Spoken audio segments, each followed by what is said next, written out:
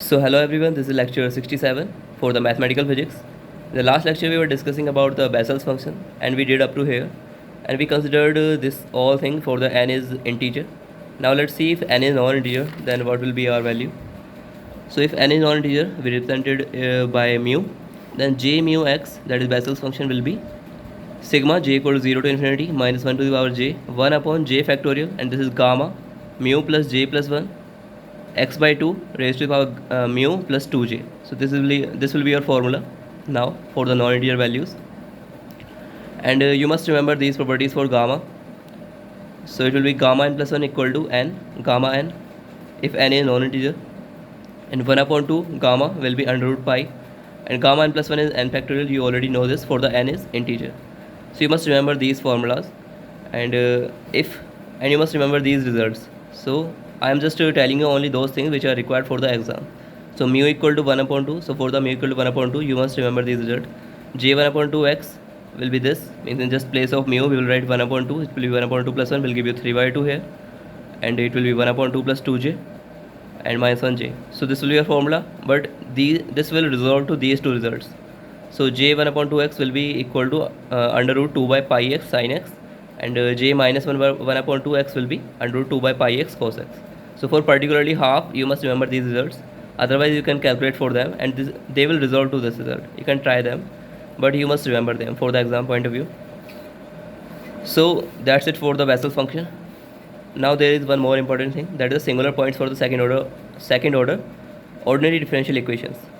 So if equation is of this kind, so this is ordinary differential equation of second order. So there may be some singular points. So how you can check for your differential equation that where is the singular points? So you have to check for these px and qx. So if there is some point, means at x naught, if px and qx are diverging, means they are not finite, then we will call that as means singular point for this differential equation. Just like if at x equal to x naught, px and qx are finite, so they came out to a finite at x equal to x naught, then we will say that then x naught is called the ordinary point of a differential equation, because at this point it will be finite. But if it is diverging or infinite, if at x equal to x naught, px or qx diverges, then x naught is called the singular point of a differential equation. So this is like you have 1 upon x here in place of px. So 1 upon x at x equal to 0, this is diverging and it is infinite or something. So that's why we will say that x equal to 0 is a singular point for this. Okay, so that's how you can check. So either if it is diverging either for this or either for this, we'll call that point as singular point of a differential equation. And there is a variety or the types of singular points also. Means it can be regular singular point if you put limit x equal to x tends to x naught, x minus x naught px and x minus x naught square qx. If they are also came out to be diverges and or finite. So if they are finite, then we will call that regular singular point. But if they came out to be infinite again or the diverges, then we call that as irregular singular point or essential singularity. So first we will check for a single point, that if they are diverging on that point or not. If they are diverging, then we will call that as singular point. Now we have to check if it is regular singular point or the essential singularity. So for that we have to put this x minus x naught px and x minus x naught square qx, and limit will be x tends to x naught, and we need to solve these limits. If they came out to a finite, then we will say that it is a regular singular point. If they are also diverging, then we will call them irregular singular points or essential singularity. So I hope you understand now. We will take the examples, you will understand then. Then if if limit x tends to x naught, x minus x naught px or x minus x naught square qx or both diverges. So that is the definition for this. If this condition is satisfied, then this will be a regular singular point. Now you must check at x equal to infinity also. So how you can check that? If you need to check at the infinity, then you have to put x equal to 1 upon z, and then z will be tends to 0, and you have to check your function for the z equal to 0. We already discussed this case also. When you need to check singularity for the infinite, you must change your function in terms of 1 upon z, so that you can check at z equal to 0, and that will give you same result at x equal to infinity. So we discussed in the complex numbers. So let me tell you again this thing. So there will be, when you put 1 upon z in place of x, then you will get a new function, that is wz. So wz is nothing but in place of x we have 1 upon z. So from here let's find a new differential equation in terms of z. So y dash is nothing but dy over dx, and y is yz minus 1. So it is y is function of z minus 1 and z is function of x. So we apply chain rule here. So dy by dz, and it will be dz by dx. Now see, z is 1 upon x. So 1 upon x dx will be given by minus 1 upon x square, and it will be yz minus 1 is nothing but w dw by dz, and this is nothing but w dash. So y dash can be written as minus z square w dash. Now let's see for the y double dash. So y double dash is nothing but dy dash divided by dx, and y dash is function of z and x, means y dash is function of z and z is function of x. It will be dy dash by dz and dz by dx. So this is again minus 1 upon x square, because z is 1 upon x, and y dash is this minus z square w dash. So now you will apply the product rule here, and in the result you will get z4 w double dash plus 2z cube w dash. So y double dash will be this. Now we can substitute these results in the differential equation, this one, in place of y double dash and y dash, and in place of x we will write z minus 1, and we can write for y also. So let's substitute. So you will get this z4 w double dash plus 2z cube minus z square. In place of px we are writing pz minus 1, because x is z minus 1, w dash plus qz minus 1, and y is w equal to 0. Now take the z4 common, it will be w double dash plus 2z cube minus z square pz minus 1 divided by z4 w dash plus qz minus divided by z4 w equal to 0. Now see, this is again a differential equation, and now this is our pz depending on the z, and this is our qz equal to 0. So we are having the same equation but in terms of z.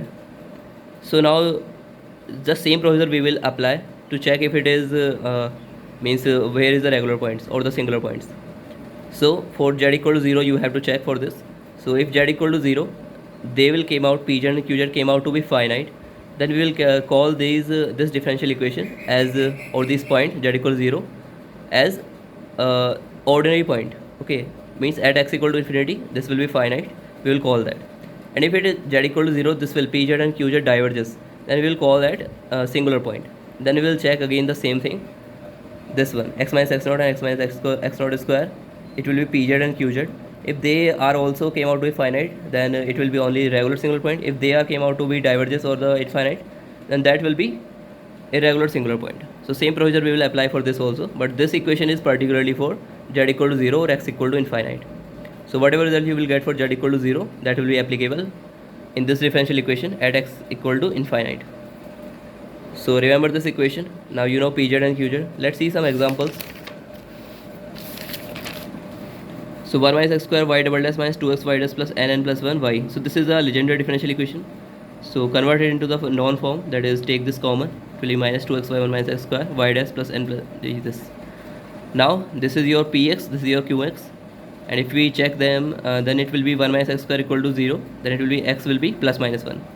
So at x equal to plus minus 1, this is diverging, this is also diverging, so we will call that as singular point. Now let's check if it is regular singular point or the irregular. For that we have to put x minus 1, x minus x naught and px. So px is this and x minus x naught is 1. So this will be 1 minus x 1 plus x, so 1 minus x will cancel out, and x equal to 1 will give us 1 only, so it will be finite, means this is a regular singular point. Same you have to check the second one also, x minus x naught square and the qx, it will be at x tends to 1, this will came out to be 0, and this is also finite. Then we will call this plus minus 1 as singular points, and this is regular singular point. Okay, let's take one more example. So we have to check the same differential equation for x tends to infinite. So for infinite, you know, you have to convert it into the hz, and we already converted, so we can just write this function from here. This is pz, this is qz. So pz is 2z cube minus z square, pz minus 1 z4. So 2z cube minus, take the z square common, it will be 2z minus pz minus 1 divided by z square. Now pz minus 1 you can substitute here, px is this complete value. So at z minus 1 it will be z minus 1 here and z minus 1 here, so it will give you 2z minus 1, this minus will came out plus 2z z minus 1 minus z minus square divided by z square. Now when you solve this, you will get 2z divided by z square minus 1. Now at z equal to 0 you have to check, so at z equal to 0 this will be 0, so means this is finite. Let's check now for the qz also. So qz from here is qz minus 1 divided by z4. Now qz minus 1 will be given by from here. This is your qx. So at z minus 1, qz will be 1 minus z minus 2. And here you have z4, so n plus 1 divided by 1 minus z minus 2 divided by z4. Now after solving this, you will get n plus 1 divided by z square minus 1. Now at z equal to 0, this is diverging. Then we will say that z equal to 0 is a or the x equal to infinity is a singular point. Okay, because this is diverging and any one of them can diverge, and that will be the answer for the singular point. So z equal to 0 or x equal to infinite is your singular point. Now let's check if it is regular singularity or the irregular singularity. So z minus z naught or the x minus x naught, z minus 0, 2z divided by z square minus 1 equal to 0. And see, this came out to a finite at z equal to 0, and z minus z naught square n plus 1.